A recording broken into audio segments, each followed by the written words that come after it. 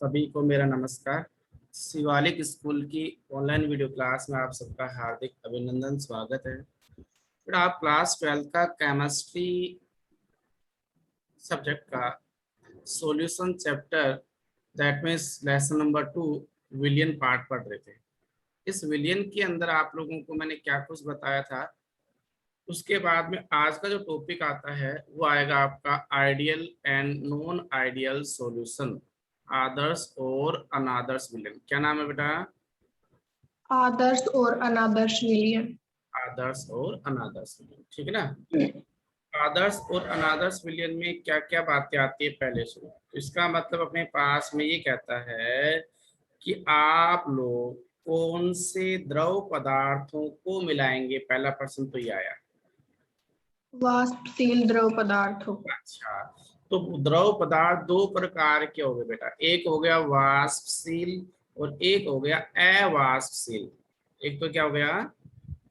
वाष्पशील और एक अवाष्पशील। अवाष्पशील।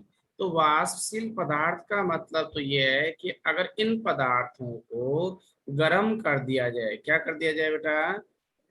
गर्म कर दिया जाए। गर्म करने के बाद में अगर ये वाष्प में बदल जाते हैं, किस में बदल जाते हैं? वाष्प में। तो अगर किसी भी द्रव पदार्थों को गर्म करने पर वाष्प में बदल जाते हैं तो उसे बोलते हैं वाष्पशील पदार्थ। क्या बोलते हैं? वाष्पशील पदार्थ।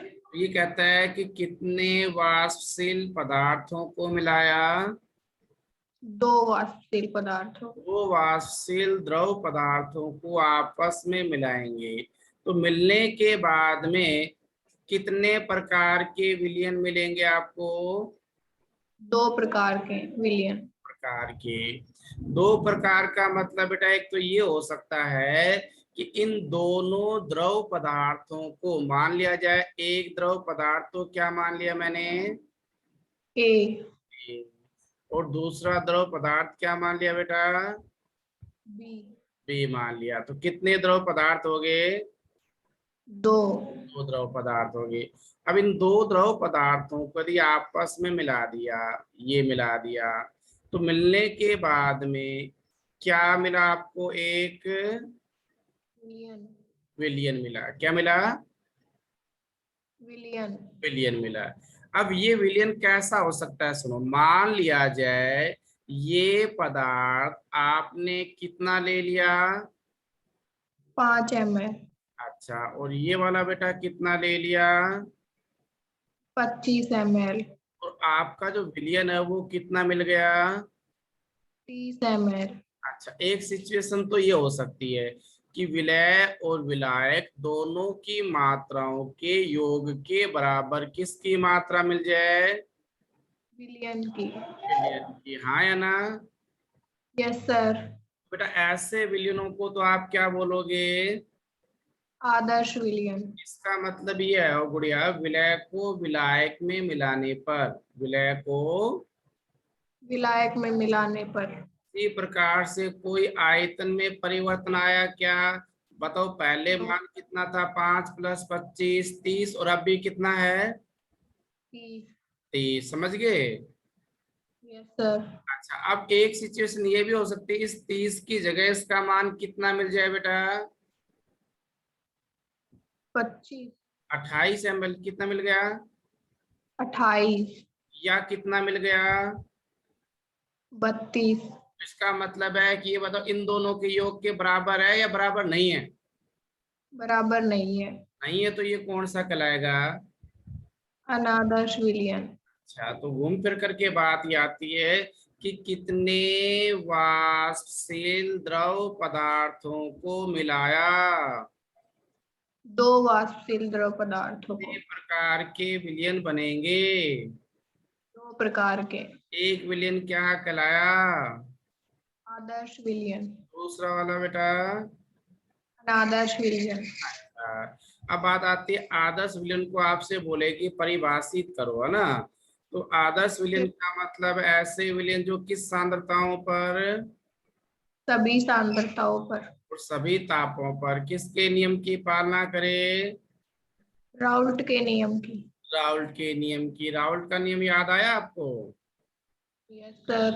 ये कहता है किसी भी विलयन में वाष्पशील अवयव का आंशिक दाब। तो ये पी ए का मतलब क्या कहलाया, कौन से अवयव का आंशिक दाब? ए अवयव का आंशिक दाब। इसके समानुपाती है उसी अवयव की बिन के समानुपाती है। तो ये बेटा अपने पास में किसका नियम था? राउल्ट का नियम। कौन से द्रव पदार्थों के लिए? वाष्पशील द्रव पदार्थों के लिए। अगर इस नियम की पालना होती है तो ये बताओ विलयन कैसे बनेंगे? आदर्श विलयन। बेटा पालना नहीं होती है तो? अनादर्श विलयन। अच्छा, अब मैंने अभी आपको बताया था, याद करो कि विलय को विलायक में मिलाने पर क्या तो मान कितना बता दिया था मैंने? 28। या फिर 30। 32। इसका मतलब जो है अनादर्श जो विलयन होंगे जो राहुल के नियम की पालना नहीं करेंगे वो भी कितने प्रकार के होंगे? 2 प्रकार के। अच्छा, अब बेटा यहाँ पर एक मिस्टेक है छोटी सी, यहाँ पर ये अनादर्श विलयन है, ये आदर्श की बजाय है ना। कौन सा विलयन है? अनादर्श विलयन। अनादर्श विलयन पुनः बताओ कितने प्रकार के आगे? 2 प्रकार के। कौन सा कहलाया? एक धनात्मक विचलन और दूसरा ऋणात्मक विचलन। तो ये बताओ कि धनात्मक विचलन और ऋणात्मक विचलन कौन से विलयन के प्रकार हैं?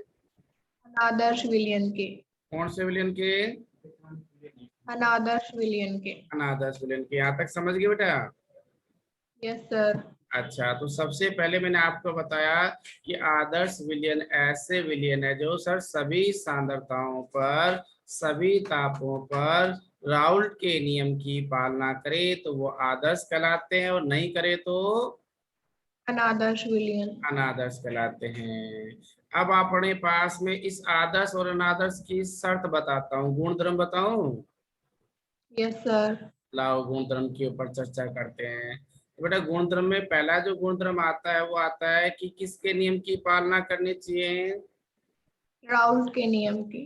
अगर राउल्ट के नियम की पालना करते हैं तो ये कौन से सॉल्यूशन कहलाएंगे? आदर्श विलयन। और नहीं करेंगे तो? अनादर्श विलयन। ठीक है, अच्छी बात है। तो देखो इसमें पहली परिभाषा दे रखी हो आप लोगों को कि जो राउल्ट के नियम की पालना करे तो वो तो आइडियल है, जो नहीं करे वो अनादर्श अनआइडियल। नॉन आइडियल बेटा। ठीक है, ये ले आपको स्क्रीन पर आ गया होगा, आ गया? Yes sir. चलो अब आप म्यूट कर लो। उसके बाद में मनीष भैया। Yes sir. अच्छा, तो ये बताओ वाष्पशील द्रव पदार्थों को मिलाया तो कितने प्रकार के विलयन मिले? तो 2 प्रकार के। कौन कौन से कहलाए? आदर्श और अनादर्श। अच्छा, आदर्श विलयन कैसे विलयन होते हैं जो किस ताप और किसी भी सांद्रता और किसी भी ताप पर किसके नियम की पालना करें? राउल्ट के नियम। राहुल के नियम। तो ये पहला पॉइंट नजर आया आपको? Yes sir. पहले पॉइंट में बेटा मैंने ऐसे लिखा है, मान लिया जाए मेरे पास में ये पूरा का पूरा क्या है? विलियन। इस विलयन के अंदर बेटा 2 प्रकार के घटक बता दिए मैंने, एक पदार्थ ए और दूसरा बी। दोनों के दोनों जो पदार्थ है वो कैसे हैं? वाष्पशील है। कैसे हैं? वाष्पशील। वाष्पशील है। तो राउल्ट का नियम क्या बोलता है कि ए घटक का कौन सा दाब? वास्तव। आंशिक दाब आंशिक दाब। किसके समानुपाती है? उसी को मार्टिन। उसी की मोल भिन्न के। इस समानुपाती को हटा करके मैंने कांस्टेंट कहाँ मिले था? शुद्ध अवस्था में वाष्पदाब उस घटक का इनटू में काई ए, राइट? Yes sir. अच्छा, अब बेटा दूसरा घटक कौन सा इसमें? बी। तो इसका मतलब बी घटक का कौन सा दाब आंशिक दाब किसके डायरेक्टली प्रोपोर्शनल है? ए घटक की मोल। अच्छा, तो ये P B is equal to, इसको प्रोपोर्शनल को हटाया तो पी नोट बी इकाई भी हो जाएगा। Yes sir. तो ये कौन सा नियम है ये? सर राहुल का नहीं, कौन से द्रव पदार्थ के लिए, वाष्पशील के लिए या अवाष्पशील? वाष्पशील। वाष्पशील के लिए। अगर इन वाष्पशील। इन नियमों की पालना हो रही है तो ये विलयन कौन से कहलाएंगे? आदर्श विलयन। आदर्श विलयन कहलाएंगे। और अगर बेटा मैं ऐसे कर देता हूँ कि यहाँ पर क्रॉस लगा देता हूँ कि ये बराबर नहीं है तो क्या कहलाएंगे? अनादर्श विलयन। अनादर्श विलयन। और अगर मान लिया जाए इसकी वैल्यू में चेंज आ जाए, वैल्यू चेंज का मतलब है अगर इसका मान बढ़ जाता है इनसे, तो आप बताओ कौन सा विचलन कहलाएगा ये? धनात्मक विचलन। अच्छा, और अपोजिट हो जाता है बढ़ने की बजाय, क्या बजाय बेटा? कम हो जाए, तो ये कौन सा विचलन कहलाएगा? ऋणात्मक विचलन। ऋणात्मक विचलन। तो पहला पॉइंट समझ में आया कि नहीं आया? Yes sir. अच्छा, तो पहले में बस केवल इतना बताया है, जो राउल्ट के नियम की पालना करते हैं वो आदर्श कहलाते हैं, नहीं करते अनादर्श कहलाते हैं। और अगर इसका मान बढ़ जाता है तो धनात्मक और घट जाता है तो? ऋणात्मक। चलो थोड़ा सा और आगे चलते हैं। तरुण। Yes sir. अच्छा, अब बेटा दूसरी बात बता रहा हूँ मैं, लैंग्वेज पकड़ना, कि ये मेरे पास में कौन लिख दिया मैंने? विलय। अच्छा, और बेटा विलय को किस में मिला दिया? विलायक में। बेटा क्या बन गया? विलियन। विलियन बन गया, ठीक है ना। अब ये बताओ Yes, sir. मैंने क्या लिखा, मान लिया जाए विलय की मात्रा मैंने कितनी ml ले ली, 5 ml। और विलायक की कितनी ले ली, 25 ml। और अगर मान लिया जाए विलियन की कितनी मिले, 30 ml। 30 ml मिले, ठीक है। तो ये बताइए बेटा अपने पास में यहाँ पर किसी भी प्रकार से कोई भी आयतन में परिवर्तन हुआ या नहीं हुआ? नहीं हुआ सर। नहीं हुआ। आयतन परिवर्तन का मतलब विलय और विलायक का जो आयतन है वो विलयन के आयतन के बराबर है कि नहीं है? नहीं है। हैं? विलियन के आयतन के बराबर है सर। हाँ, जोड़ कर। जोड़। इसका मतलब ये है, अगर मैं अंतर निकालता हूँ, अंतर का मतलब है डेल्टा वी, तो वी का मतलब है विलयन माइनस में विलय प्लस विलायक, बोले तो वही आया, जीरो आया कि नहीं आया? Yes sir. इसका मतलब किसी प्रकार से अगर कोई आयतन में परिवर्तन हो ही नहीं रहा है तो वो वाले विलयन कैसे कहलाएंगे? आदर्श विलियन। आदर्श विलयन कहलाएंगे। कहने का मतलब मेरा ये है कि यदि आपने क्या कर दिया, एक गिलास पानी लिया और एक गिलास दूध लिया, दोनों को मिला दिया और 2 गिलास आपका विलयन बन जाता है पूरा का पूरा सेम, न कम न ज्यादा, तो इसका मतलब वो आदर्श है। कैसा है? आदर्श। आदर्श, ठीक है। और मान में परिवर्तन आए यस। तो अनादर्श विलयन कहलाएगा, समझ गए? ठीक है। Yes sir. अच्छा भैया। Yes sir. अच्छा, अब मैंने क्या कहा, अगर आयतन में परिवर्तन हो जाता है तो ये अपने पास बताओ क्या कहलाएंगे? अनादर्श। और अगर इन दोनों को मिला दिया और मिलाने के बाद में आपको क्या है 32 ml मिला, तो बताओ ज्यादा हो गया या कम हो गया? ज्यादा हो गया। ये धनात्मक हो गया ऋणात्मक हो गया? धनात्मक। इसका मतलब वो फैल गया या फिर सिकुड़ गया? फैल गया। फैल गया, तो विस्तार हो गया या संकुचन हो गया? विस्तार हो गया। समझ गए कि नहीं समझे? Yes sir. अच्छा, थोड़ा सा और आगे चलता हूं बेटा। तो मैंने 2 पॉइंट आप लोगों को समझाने की कोशिश की। नंबर 1, ऐसे विलयन जो किसी भी सांद्रता और किसी भी ताप पर राउल्ट के नियम की पालना करें तो आइडियल कहलाएंगे, नहीं करेंगे तो नॉन आइडियल कहलाएंगे। उसी के साथ में अगर विलय को विलायक में मिलाने पर आयतन में परिवर्तन नहीं होता है बेटा तो वो कहलाएंगे आदर्श, और होता है तो अनादर्श कहलाएंगे। उसी के साथ थोड़ा सा और आगे चलते हैं। फिर मैं बताता हूँ उष्मा परिवर्तन के बारे में। किसके बारे में बेटा? उष्मा परिवर्तन के बारे में। अच्छा, अब उष्मा परिवर्तन के लिए मैं अपने पास में मोनिका अनम्यूट करना बेटा। Yes sir. अच्छा गुड़िया, पहला पॉइंट समझ गए और तीसरा समझ गए क्या बेटा? हाँ सर। ठीक है। अब मैं अगला पॉइंट ले रहा हूँ कि यदि मान लिया जाए अपने पास में विलय को विलायक में मिलाया, विलय को किस मिलाया बेटा? विलायक में। विलायक में मिलाया, ठीक है। और मिलाने के बाद में क्या बन गया? विलियन। विलयन बन गया। और अगर विलयन का जो ताप है ना, उसमें किसी हाँ प्रकार का कोई परिवर्तन नहीं होता है।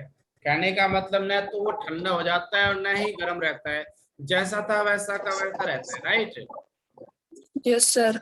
इसका मतलब विलय को विलायक में मिलाने पर अगर ऊष्मा में कोई परिवर्तन नहीं होता, ऊष्मा परिवर्तन का मान 0 के बराबर है, तो कौन सा विलयन कहलाएगा?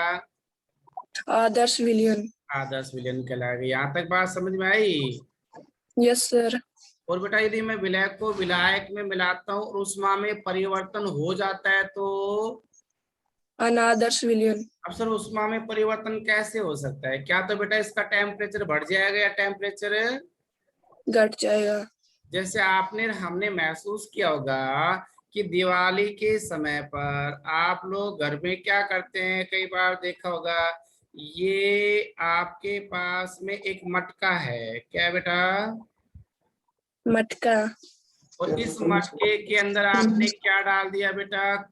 पानी डाल दिया। क्या डाल दिया? पानी। पानी। और पानी डालने के बाद में काम और करते हैं, ऊपर से हमने डाल दी कड़ी। क्या डाल दे बेटा? कड़ी। हाँ, जो सफेदी करते हैं वो वाली, ठीक है। Yes sir. तो ये बताओ मटके के टेम्परेचर पर क्या प्रभाव पड़ेगा? गर्म हो जाएगा सर। गर्म हो जाता है, इतना तो ज्ञान है, बस अपना काम चल गया। इसका मतलब क्या है कि आपका जो पानी है वो क्या हो गया बेटा? विलियन। विलायक। अच्छा, और कली है, कली वो क्या हो गई? विले। दोनों को मिलाकर के अब क्या बन गया? विलियन। लेकिन उसका ताप बढ़ गया या घट गया? बढ़ गया। अच्छा, ताप में परिवर्तन हुआ या नहीं हुआ? हुआ है। हुआ है। तो आदर्श कलाए या अनादर्श कलाए, पहले तो ये बताओ। आदर्श। आदर्श का मतलब तो कुछ फर्क पड़ना ही नहीं चाहिए। फर्क पड़ रहा है कि नहीं पड़ रहा? पढ़ रहा है। पड़ रहा है। अनादर्श। अनादर्श है। अब अनादर्श के भी कितने प्रकार होते हैं? दो। 2 प्रकार होते हैं। 2 कौन कौन से हैं? धनात्मक विचलन, ऋणात्मक विचलन। अच्छा, अब मेरी बात सुनना, बहुत अच्छी बात है। इसका ताप बढ़ गया या घट गया? बढ़ गया। बढ़ गया। ताप बढ़ गया, इसका मतलब उष्मा बाहर निकल रही है, देनी पड़ रही है?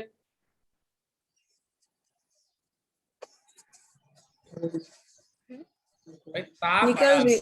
निकल रही है, तो उष्मा का क्या कर रहा है बेटा? ये त्याग। त्याग कर रहा है। और जो उष्मा का त्याग करती है उन अभिक्रियाओं को बोलते हैं अपन उष्माक्षेपी बोलते हैं। क्या बोलते हैं बेटा? उष्माक्षेपी। हाँ या ना? Yes sir. और उष्माक्षेपी अभिक्रियाओं में उष्मा परिवर्तन को डेल्टा एच बराबर को नेगेटिव से रिप्रेजेंट करते हैं। किससे करते हैं? डेल्टा एच बराबर नेगेटिव से। नेगेटिव से रिप्रेजेंट करते हैं। तो ये कौन सी अभिक्रिया होगी? उष्मा क्षेपी।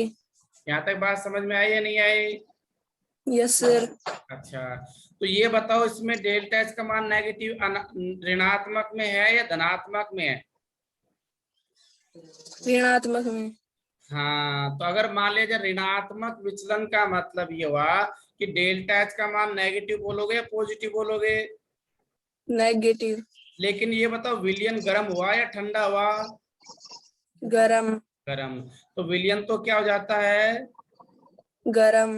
लेकिन डेल्टा एच का मान नेगेटिव आया या पॉजिटिव? नेगेटिव।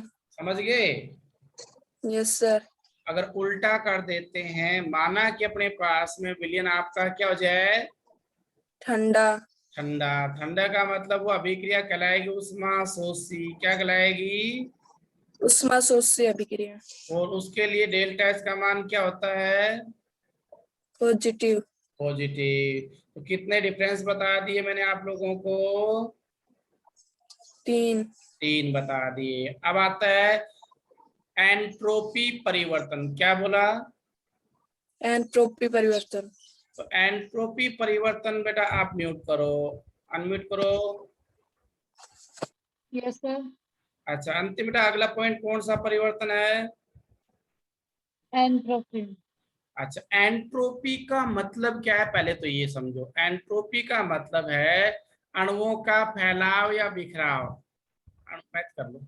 अणुओं का फैलाव या बिखराव क्या होता है? अणुओं का फैलाव या बिखराव। अच्छा अगर मैं बात करना चाहूं, एक पदार्थ है वो भौतिक अवस्था ठोस है, एक द्रव और एक क्या है? गैस। तो ये मतलब इनमें से कौन से अणुओं का बिखराव ज्यादा मिलता है? गैस का।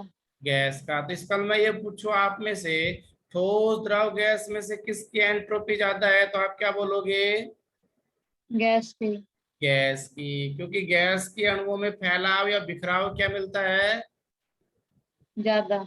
ज्यादा। और ये कहना क्या चाह रहा है, ये बताओ कितने पदार्थों को आपस में मिलाया बेटा मैंने? 2 पदार्थों। 2 पदार्थों को मिलाकर क्या बनाया? विलयन। और वो विलयन कितने प्रकार के बनना चाह रहे हैं? 2। कौन कौन से? आदर्श और अनादर्श। आदर्श और अनादर्श। अच्छा अब बात आती है, लेकिन बताओ कितने पदार्थों को मिलाते हैं? 2 पदार्थों। तो गुरुजी 2 पदार्थों को जब मिलाते हैं, कितने पदार्थों को मिलाते हैं बेटा? 2। 2 पदार्थों को मिलाते हैं तो हमेशा और हमेशा उसके एंट्रोपी परिवर्तन का मान पॉजिटिव ही पाया जाता है। क्या पाया जाता है? पॉजिटिव। हाँ धनात्मक ही रहता है, कभी भी ऋणात्मक नहीं रहता, कभी भी ऋणात्मक नहीं रहता। तो ये होता है अपने पास में एंट्रोपी परिवर्तन। तो बताओ आदर्श के लिए पॉजिटिव है या अनादर्श के लिए, या दोनों के लिए, या सभी के लिए? सभी के लिए। तो एंट्रोपी परिवर्तन का मान हमेशा बढ़ता है या घटता है? बढ़ता है। तो ये तीसरी कंडीशन होगी। तो ये अच्छा उदाहरण रहता है भाई। यहाँ तक क्लियर हो गया? Yes sir. उसके बाद में एक और है लास्ट पॉइंट आपका कि विलय। ये देखो ये क्या कहलाया आपका? विलय। और ये क्या है? विलयन। इन दोनों का, विलायक। इन दोनों को मिलाया तो विलयन। विलियन हो गया। अब गुड़िया मैं ये पूछना ये चाह रहा हूँ बेटा कि इनको आपस में मिलाए, लेकिन मान लिया जाए विलय, उस विलय के अणु हो गए ए और ए, तो विलय के अणुओं के बीच में आकर्षण बल है कि नहीं है? है। अच्छा ऐसे ही विलायक है वो क्या हो गया भाई आप लोगों का? बी और बी हो गया। Yes sir. इन दोनों को आपस में मिलाएंगे, तो मिलाएंगे तो ये विलय और ये आपका कोण विलायक आपस में मिलकर के क्या बन गया? विलयन। तो यहाँ पर ये कहता है विलय विलय के अणुओं के बीच और विलायक विलायक के अणुओं के बीच लगने वाले आकर्षण बल का योग का मान विलयन के आकर्षण बल के बराबर पाया जाता है तो आदर्श है, नहीं पाया जाता है तो अनादर्श। ज्यादा है तो धनात्मक और कम है तो। ऋणात्मक। तो इस प्रकार से ये था आदर्श और अनादर्श के अंदर डिफरेंस। कर लोगे? Yes sir. अच्छा थोड़ा सा और आगे चलता हूँ। अब इसके बेटा उदाहरण आते हैं कि कौन से आदर्श है और कौन से अनादर्श। आदर्श। अब ये बताओ धनात्मक और ऋणात्मक का मतलब अनादर्श है या आदर्श है? अनादर्श। अनादर्श है। बहुत अच्छी बात बताई। तो आप अगर मैं धनात्मक विचलन के उदाहरण दूंगा तो इसका मतलब अनादर्श के ही कहलाएंगे ना? Yes sir. अच्छा ऋणात्मक का दूंगा तो भी अनादर्श के कहलाएंगे। Yes sir. अच्छा तो भाई ये बात आती है। अब आगे एग्जाम्पल दे रखे आदर्श का मतलब कौन कौन सा सॉल्यूशन होगा? एन हेक्सेन और एन हेप्टेन। दोनों को मिलाएंगे तो 2 पदार्थों को या 2 द्रवों को मिलाएंगे तो आदर्श बन गया। Yes sir. ब्रोमो एथेन और क्लोरो एथेन है, वो किसका विलयन हो गया? आदर्श का। और बेंजीन और टोलुइन को मिलाएंगे तो आदर्श विलयन। क्लोरो बेंजीन और ब्रोमो बेंजीन को मिलाएंगे तो आदर्श विलयन। अच्छा, और इस साइड में ये कौन से विचलन के उदाहरण है? धनात्मक विचलन के। ये अम्ल के साथ जल मिलाया जाता है तो किसके होंगे? ऋणात्मक विचलन के। इस प्रकार से आप किसको आइडेंटिफाई कर सकते हो, पॉजिटिव और नेगेटिव डेविएशन को? कर लोगे? Yes sir. अच्छा, थोड़ा सा और आगे चलता हूँ। अब बात और आती है बेटा, यहाँ तक क्लियर हो गया? मौसम आवाज आ रही बेटा? Yes sir. अच्छा, अब बेटा मैं इसको समरी पूछता हूँ आप लोगों से, अगर समझ में आया है तो आप लोग जवाब दे पाएंगे, नहीं आया तो नहीं दे पाएंगे ना। तो इसके लिए मैं क्या कर रहा हूँ, व्हाइट बोर्ड ले लिया मैंने। इस मीटिंग के अकॉर्डिंग मेरे पास में समय कम है, उसको ध्यान में रखते हुए आपको जवाब देना है, 5 मिनट के अंदर रिपीट करना है। तो सबसे पहले ये बताओ गुड़िया, अपने पास में कितने वाष्पशील द्रव पदार्थों को मिलाया? 2 वाष्पशील द्रव पदार्थों को। 2 वाष्पशील द्रव पदार्थों को मिलाते हैं तो मिलाने पर क्या बन गया? विलयन। ये विलयन कितने प्रकार के मिले? 2 प्रकार के। 2 प्रकार के। एक का नाम क्या दिया जाता है? आदर्श विलयन। दूसरे का नाम? अनादर्श विलयन। आदर्श विलयन का मतलब जो सभी सांद्रता और सभी ताप पर किसके नियम की पालना करे? राउल्ट के नियम की पालना करें। राउल्ट के नियम की पालना करे। और अगर ऐसा नहीं हो तो? अनादर्श विलयन। अच्छा, अब मान लीजिए मेरे पास में ये कहलाया कि एक हो गया कौन सा, आदर्श विलयन हो गया। Yes sir. दूसरी साइड में क्या ले लिया? अनादर्श विलयन। के कितने प्रकार हो गए? 2 प्रकार। अच्छा, ये बताओ, मान लिया जाए मेरे पास में 2 वाष्पशील अवयव है, एक ए है और दूसरा पी। अच्छा, तो मैंने लिख दिया पी ए, का मतलब क्या हो गया बेटा? एक आंशिक दाब। अच्छा, तो ए अवयव है, उसका आंशिक दाब किसके समानुपाती होगा राउल्ट के नियम से? इसकी मोल भिन्न के समानुपाती। इसकी मोल बिन की। और बेटा पीबी किसके डायरेक्टली प्रोपोर्शनल है? काई बी के। अच्छा, इसमें समानुपाती को हटाया तो क्या आया? P A is equal to? P naught A chi B. अच्छा, काई ए। ये क्या आ गया? P naught B chi B. अच्छा, ये कौन से नियम की पालना कर रहे हैं? राउल्ट के नियम की। तो ये कौन से विलयन कहलाए? आदर्श विलयन। तो मैं अब बताओ, इस साइड में लिख दिया P A is equal to P naught A chi A और P B is equal to P naught B chi B, right? Yes sir. फिलहाल आदर्श है या अनादर्श है? आदर्श। अब बताओ, बराबर नहीं है तो? अनादर्श। अच्छा, और अगर बेटा पी ए की value is greater than P naught A chi A, अब क्या कहलाया? धनात्मक विचलन। धनात्मक विचलन कहलाया। और अगर अपने पास में इसको ऐसे लिख देता हूँ, P is less than P naught A का ये, अब ऋणात्मक विचलन। यहाँ तक बात समझ में आई या नहीं आई? Yes sir. ये आपने ही बताया है। अगला बताया मैंने कि बेटा विलय को विलायक में मिलाया और मिलाने के बाद में उष्मा में कोई परिवर्तन नहीं होता है, उष्मा परिवर्तन का मान कितना मिले? 0। तो कौन सा विलयन है? आदर्श विलयन। अच्छा, और बताओ अनादर्श में 0 के बराबर होगा या नहीं होगा? नहीं होगा। इसका मतलब 0 के बराबर नहीं है तो क्या कहलाएगा? अनादर्श विलयन। अब जब 0 के बराबर नहीं है तो क्या तो ताप बढ़ेगा या ताप घटेगा। अच्छा, अगर मान लिया जाए डेल्टा एच मिश्रण का मान ज्यादा हो जाता है किससे? 0 से।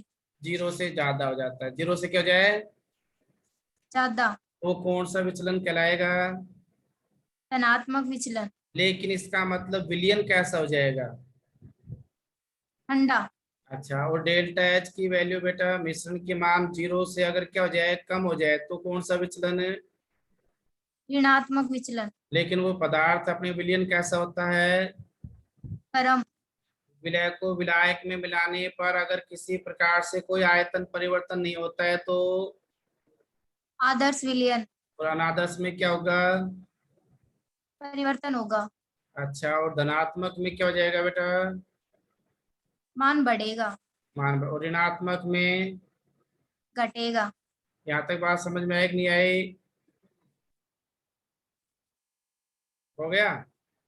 यस अच्छा, अब बताओ हमेशा क्या यस बताया? सर। अब आपको ये बताया था डेल्टा एस एंट्रोपी परिवर्तन का मान, वो चाहे आदर्श हो, चाहे अनादर्श हो, चाहे धनात्मक विचलन हो, चाहे ऋणात्मक विचलन हो, क्या पाया जाता है? अधिक पाया जाता है, समान पाया जाता है सर। पॉजिटिव पाया जाता है, धनात्मक पाया जाता है। क्या पाया जाता है? धनात्मक। हाँ, तो अपने पास में आदर्श, अनादर्श, धनात्मक, ऋणात्मक, उन सब में एक वैल्यू समान मिलती है, और जो कहलाता है एंट्रोपी परिवर्तन। कौन सा परिवर्तन है? एंट्रोपी परिवर्तन। अच्छा, एक बेटा ये बताया मैंने, ये विलायक के अणुओं के बीच में लगने वाला आकर्षण बल, विलायक के बीच में लगने वाले आकर्षण बल का योग विलयन के आकर्षण बल के बराबर है तो, आदर्श विलयन। और बराबर नहीं है तो, अनादर्श विलयन। और बेटा ज्यादा हो जाए तो, धनात्मक विचलन। और कम हो जाए तो? ऋणात्मक विचलन। कर लोगे? Yes sir. इसी के साथ में अब आप लोगों को एग्जाम्पल याद रखना है, आदर्श के कोण से और अनादर्श के कोण से। ठीक है? Yes sir. एक एक दो दो तो फिक्स याद ही रख लो। जैसे अपने पास में एन हेक्सेन और एन हेप्टेन, ये एक आइडियल सॉल्यूशन के उदाहरण, राइट? Yes sir. और बेटा धनात्मक विचलन का उदाहरण है अपने पास में एसीटोन और एसीटोन में एथिल एल्कोहल मिला दो, राइट? Yes sir. उसी के साथ जितने भी अपने पास अम्ल में जल मिलाओगे ना, वो सारे ऋणात्मक विचलन के उदाहरण कहलाएंगे। किसके कहलाएंगे? ऋणात्मक विचलन के। अच्छा, तो ये आपका पॉइंट था, आइडियल और नॉन आइडियल सॉल्यूशन। ठीक है? Yes sir. चलो, अब नेक्स्ट मीटिंग में आप लोगों को मैं पढ़ाऊंगा एजियोट्रोपिक मिक्सचर या स्थिर क्वाथी मिश्रण।